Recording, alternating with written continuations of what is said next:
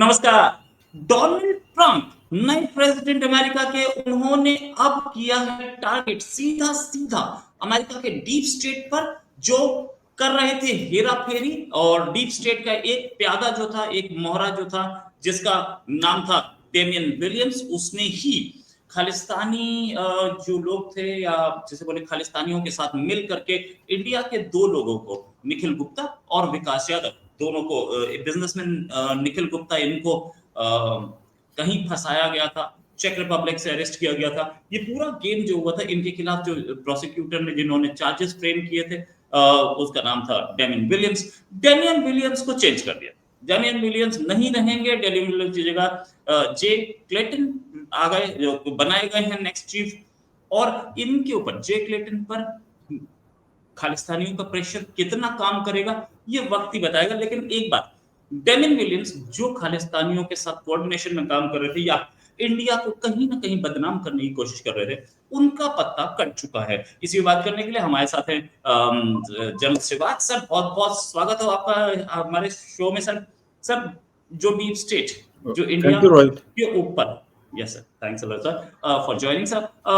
ये जो deep state जो इंडिया के ऊपर लगा रहा था, कई तरीके के आरोप, जो कोशिश कर रहा था कि इंडिया को कहीं ना कहीं फंसाया जाए, अब वो डीप स्टेट खुद फंसता दिख रहा है। हटाए जा रहे हैं उसके लोग, खालिस्तानियों के जिसे बोलते हैं पर कतरे जा रहे हैं। क्या डीप स्टेट, कहीं पहली डीप स्टेट को झटके मिलने शुरू हो गए हैं, अमेरिकन डीप स्टेट को? हाँ बिल्कुल रोहित, कुछ ऐसा लगता है। देखो, सच्चाई बात है कि यूं तो भारत और अमेरिका की जो रिलेशनशिप हैं वो 2000 के बाद बहुत अच्छा कर रहे हैं, और एक अंडरस्टैंडिंग है बाई पार्टीजन, रिपब्लिकन और डेमोक्रेट के भी, जिसकी भी गवर्नमेंट आई है। भारत ने काफ़ी अच्छे रिलेशन बढ़े हैं और हम स्ट्रेटेजिक पार्टनर हैं। 4 फाउंडेशन एग्रीमेंट भी हुए हैं भारत और अमेरिका के। स्पेशली आपका जो कोमकासा कम्युनिकेशन कॉम्बिलिटी एंड सिक्योरिटी एक्ट, फिर लीमियो था, logistic exchange memorandum of agreement, और फिर आपका था एमओआई, जीएसओएमआई जो है जनरल सिक्योरिटी और मिलिट्री इंफॉर्मेशन, और लास्ट में जो था बेका था, basic exchange cooperation of agreement. इसका मतलब ये है कि भारत और अमेरिका के रिलेशनशिप के अंदर इतनी गर्मी आई थी कि वो हमें एक तो रियल टाइम इंटेलिजेंस दे सकते थे, एक हमें क्रिटिकल टेक्नोलॉजी देने की बात हो रही थी। आपस में जो दोनों भारत और अमेरिका की नेवी है, वो लॉजिस्टिक पोर्ट्स का भी इस्तेमाल कर सकते हैं, रिपेयर फैसिलिटी का इस्तेमाल कर सकते हैं। और अगर आप देखें कि जो इजराइल को अमेरिका ने कुछ एक रियल टाइम इंटेलिजेंस प्रोवाइड किए हैं, उससे इजराइल के जो अटैक हैं वो इफेक्टिव रहे हैं। तो इस टाइप की भारत को दे सकता है, इसमें कोई शक नहीं। और भारत के और अमेरिका के जो रिलेशन जो बाइडेन के टाइम में भी काफ़ी गर्मी आई, इसमें कोई डाउट नहीं कि हमें जो G404 और G4414 जो इंजन है, जो कि जनरल इलेक्ट्रिक एरोस्पेस का था, वो भी मिल रहा था। और हमको MQ-9 जो ड्रोन है, जो कि बहुत ही ओदे ड्रोन है, वो भी भारत को मिल रहे थे। मगर ये भी सच्चाई है कि कुछ एक दिन पहले कहीं ना कहीं जो डीप स्टेट है अमेरिका की, वो भारत के काफ़ी अगेंस्ट काम किया है। एक तो ये जो खालिस्तानी मूवमेंट है, कहीं ना कहीं जिस प्रकार से विकास यादव का आपने बताया नाम, जो डीप स्टेट है अभी अमेरिका की, वो भारत के इंटरेस्ट के बरखिलाफ काम कर रही थी, इसमें कोई शक नहीं। स्पेशली खालिस्तान मूवमेंट को अगर आप देखें कि जिस प्रकार से I-5 की बात होती है कि इन्होंने इंटेलिजेंस दिया है कुछ कनाडा को, जो बेसिकली हरजीत सिंह निज्जर को मारा गया, भारत बार बार ये बोलता रहा कि आज तक कोई भी एविडेंस जो कि कॉन्क्रीट है वो नहीं प्रोवाइड कर पाया कनाडा। और ये जो भी हुआ है कनाडा की सॉइल पे हुआ है, भारत का कोई लेना देना नहीं है। ये एक गैंग वार है। शखदूल सिंह को मारा गया, वहाँ पर वो लॉरेंस बिश्नोई ग्रुप मार रहा था, वो तो इन्होंने इन्वेस्टिगेट नहीं किया। और ना ही करीमा बलूच को मारा, जो ISI ने मरवाया था, उसका भी कोई नहीं हुआ। तो सच्चाई है, भारत इस चीज़ को पॉइंट आउट करता रहा। मगर ऐसा लगता है कि जो I-5 है वो भी कहीं ना कहीं जो डीप स्टेट है अमेरिका की, वो उकसा रही थी कनाडा को। इनडायरेक्टली। और ये जिस प्रकार से जीएस पनून का केस उठाया कि इसके ऊपर इन्वेस्टिगेशन हो रही है, कुछ एविडेंस दिया है तो भारत कर रहा है, मगर जिस प्रकार से इन्होंने एक प्रकार से एक्शन लिए हैं, विकास यादव को एक्सट्रीडेट करने की बातचीत चली, उसके बाद जो निखिल गुप्ता है उसको भी बात करने लगी, तो ये एकदम चेंज क्यों आया? ये कहीं ना कहीं जो डीप स्टेट है वो भारत के इंटरेस्ट के जो विरुद्ध थी वो काम कर रही थी, इसमें कोई शक नहीं। और दूसरा ये भी सच्चाई है कि ये भी मानना पड़ेगा हमें कि जिस प्रकार से अभी G404 और 414 इंजन भारत के लिए बहुत इंपॉर्टेंट है, और 404 इंजन के कारण जो हमारा तेजस मार्क 1 अल्फा है वो डिले हो गया, वो अमेरिका ने डिले किया है, और वो मुझे लगता है टेल ट्विस्टिंग वाला काम था। और इसी प्रकार से MQ-9 ड्रोन्स भी डिले हुए। तो जो आप बता रहे थे जो डीप स्टेट ने कार्रवाई कर रहा था वो ये था, इसीलिए अगर आप देखें कुछ एक समय में भारत की जो रिलेशन अमेरिका के था उसमें थोड़ा सा खटास आया था कि दोबारा फिर ट्रैक पे आए, बताया कि G404 इंजन जो है वो किसी वजह से डिले हुआ, अभी मिलेगा और आएगा।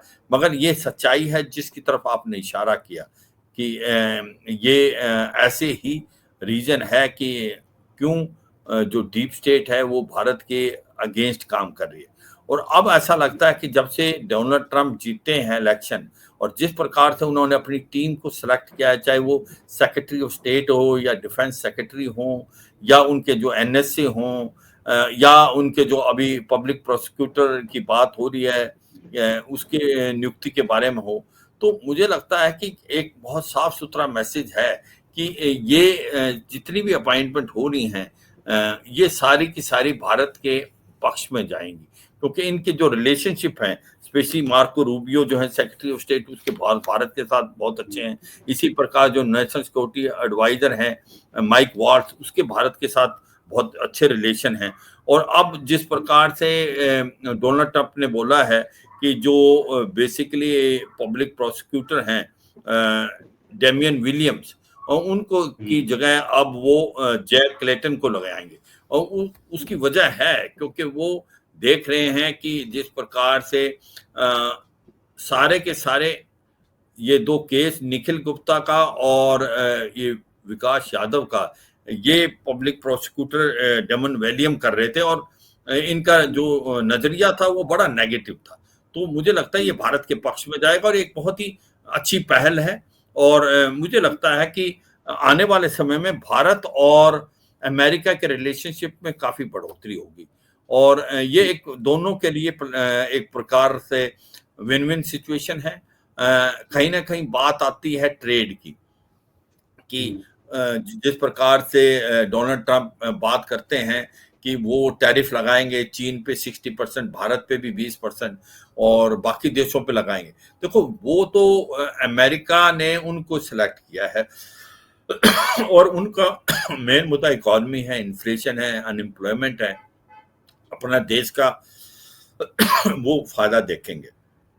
मगर भारत और अमेरिका की बातचीत होगी, कहीं ना कहीं अगर अमेरिका चीन के ऊपर 60% टैरिफ लगाता है तो ये भारत के लिए एक बहुत बड़ी अपॉर्चुनिटी है, क्योंकि जो सप्लाई चेन है वो एक प्रकार से शिफ्ट हो सकती है यहाँ, क्योंकि उसके बाद अगर 60% टैरिफ लगेगा तो वहाँ की चीजें कॉस्टली हो जाएंगी चीन को, और ये एक हमारे लिए अपॉर्चुनिटी है।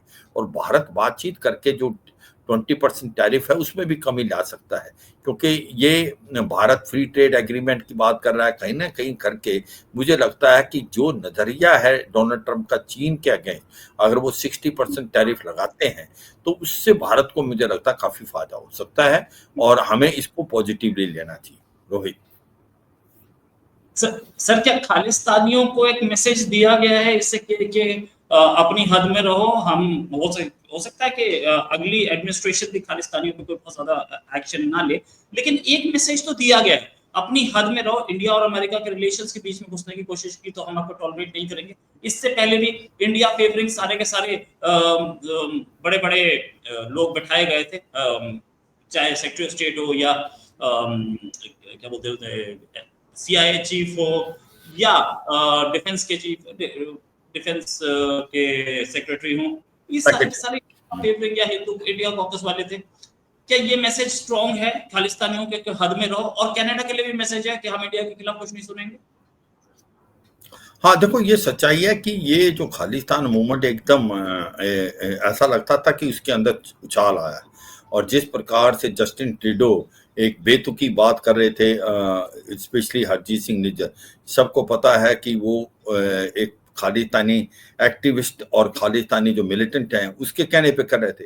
वो बेसिकली जो जगमीत सिंह की पार्टी है, न्यू डेमोक्रेटिक पार्टी, उसकी सपोर्ट ली हुई थी उन्होंने पॉलिटिकली। तो वो अपनी पॉलिटिकल कॉन्स्टिट्यूंसी के लिए ये उंगली उठा रहे थे भारत की तरफ कि हरदीप सिंह निज्जर को किसी भारत की एजेंसी इन्वॉल्व है, जबकि इसमें कोई सच्चाई नहीं है। भारत ने बोला अगर आपके पास कोई क्रेडिबल एविडेंस है तो शेयर करें, वो आज तक कनाडा ने नहीं किया। तो ये लगता है कि जिस प्रकार से रिलेशनशिप डोनाल्ड ट्रंप और जस्टिन ट्रूडो के भी बहुत अच्छे नहीं रहे, तो मुझे लगता है ये नकेल कसी जाएगी, क्योंकि जस्टिन ट्रूडो जो है वो मुझे लगता है बहुत अनपॉपुलर हो चुके हैं अपने देश में। इन एनी वे वो अगले इलेक्शन हारने वाली उसकी पार्टी, वो जीतने वाली नहीं। मगर जो वहां पर ऑपोजिशन भी है उसका भी ध्यान देना पड़ेगा। मुझे लगता है डोनाल्ड ट्रंप के आने के बाद उसकी एक इम्पोर्टेंट चीज है, वो टेररिज्म के बहुत अगेंस्ट है, और उनको पता है जो खालिस्तान मूवमेंट है वो कनाडा में नहीं, वो अमेरिका के अंदर भी एक प्रकार आने वाले टाइम में चुनौती बन सकती है। और वो भारत में तो कुछ नहीं होगा, मगर वो कहते हैं ना खालिस्तान कनाडा में बनेगा। या अमेरिका इस बात को जानता है कि टेररिज्म जो है वो किसी के लिए ठीक नहीं, तो मुझे इस पे नकल कसी जाएगी खालिस्तान मूवमेंट पे। जिस प्रकार से अब कुछ खालिस्तानी एक्टिविस्ट काफी एक प्रकार एक्टिव हो रहे थे कनाडा और अमेरिका में, मुझे लगता है उन पे अब सख्ती आएगी, क्योंकि डोनाल्ड ट्रंप का नजरिया ही बहुत अलग है टेररिज्म को लेके स्पेशली। राइट, डोनाल्ड ट्रंप का नजरिया ही बिल्कुल अलग है टेररिज्म को लेके स्पेशली। अच्छा, अगर देखें तो फाइव आइज में भी हम देख रहे थे कि इंडिया के खिलाफ माहौल बनने लगा था, लेकिन ये जो अब अपॉइंटमेंट्स है इनसे क्या हम फाइव आइज का भी रवैया चेंज देख सकते हैं, या ट्रंप वर्सेस फाइव आइज हो सकता है? देखो, फाइव आई का नजरिया चेंज ये है कि फाइव आईज तो इंटेलिजेंस दिलाता है, और फाइव आईज में सबको पता है कि अमेरिका है, उसके बाद कनाडा है, और फिर आपका यूके है, और न्यूजीलैंड है, और आपका ऑस्ट्रेलिया है। तो ये सच्चाई है कि जो फाइव आईज हैं वो इंटेलिजेंस कराते हैं, और कहीं ना कहीं कनाडा को इंटेलिजेंस दिलाया है। और फाइव आई का नजरिया बदलेगा, क्योंकि बदलेगा, उनको पता है कि भारत एक बहुत बड़ी अपॉर्चुनिटी है। भारत इकोनॉमिकली अब सुनने में आया कि अगले साल ही 2025 में हम फोर्थ लार्जेस्ट इकोनॉमी बन जाएंगे, जापान को पीछे छोड़ेंगे। एक बड़ी ह्यूज मार्केट है, और हर देश भारत के साथ ट्रेड करना चाहता है। और इसमें अब कनाडा के साथ जो रिलेशन अब हो रहे थे पहले, तो उसमें फ्री ट्रेड एग्रीमेंट की बात चल रही थी कि बहुत जल्दी हो जाएगा, मगर जिस प्रकार से अभी रिलेशनशिप में खटास आई है, मुझे नहीं लगता कि वो अभी होगा। वो तो कोल्ड स्टोरेज में चला गया। तो हर देश भारत के साथ अच्छे रिलेशनशिप इसलिए रखना चाहता है क्योंकि भारत एक बहुत बड़ी मार्केट है, एक इन्वेस्टमेंट के लिए बहुत बड़ा अपॉर्चुनिटी है, और भारत की इकोनॉमी बहुत अच्छा कर रही है। ये भारत की जो इकोनॉमी है, जो फास्टेस्ट ग्रोइंग इकोनॉमी थी कोविड-19 से पहले भी और कोविड-19 के बाद। तो इसको मद्देनजर रखते हुए अगर आप देखें तो ये सच्चाई है कि अब जो भी देश हैं ये सारे, वो भारत के साथ रिलेशनशिप बहुत अच्छा रखना चाहते हैं। आपको पता है न्यूजीलैंड भी, ऑस्ट्रेलिया भी, यूके भी, और यूएस भी। तो कनाडा एक आइसोलेट हो जाएगा, और कनाडा अपनी बेवकूफ़ी से मारा जाएगा जस्टिन ट्रूडो से, क्योंकि उनके जो एंटी इंडिया स्टांस है, जिस प्रकार से बेतुकी बात की है, मुझे लगता है उसका नुकसान कनाडा को बहुत भुगतना पड़ेगा आने वाले समय में। और हमें कनाडा की जरूरत है, इसमें कोई शक नहीं, मगर कनाडा को भारत की बहुत ज्यादा जरूरत है। अच्छा सर, एक चीज और, मैं पिछले ट्रंप टेन्योर में बड़ी प्रॉब्लम्स करी थी ट्रंप को डीप स्टेट ने।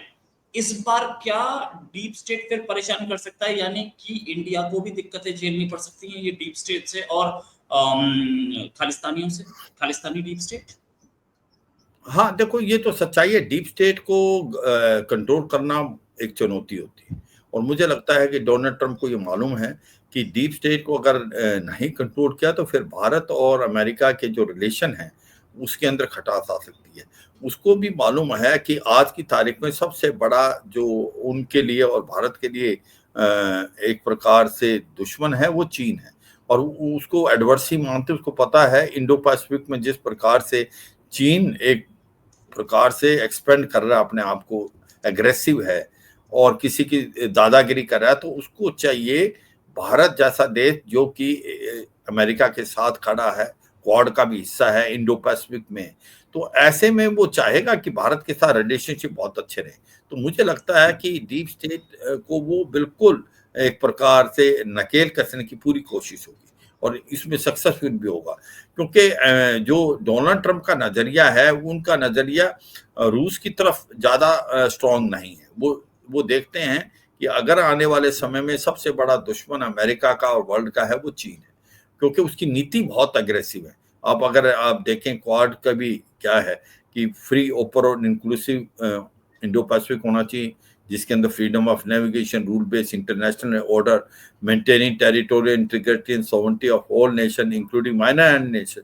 मगर चीन तो किसी की मानता नहीं, वो तो फिलीपींस के साथ दादागिरी कर रहा है, वो मलेशिया के साथ कर रहा है, इंडोनेशिया, बर्नोई के साथ कर रहा है, वियतनाम के साथ।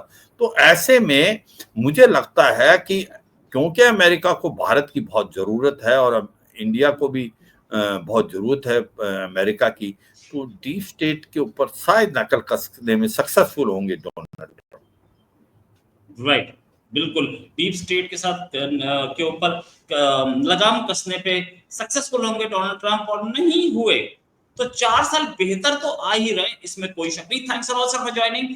जल्दी एक डिस्कशन और करेंगे, अभी के लिए नमस्कार, धन्यवाद, जय हिंद। Thank you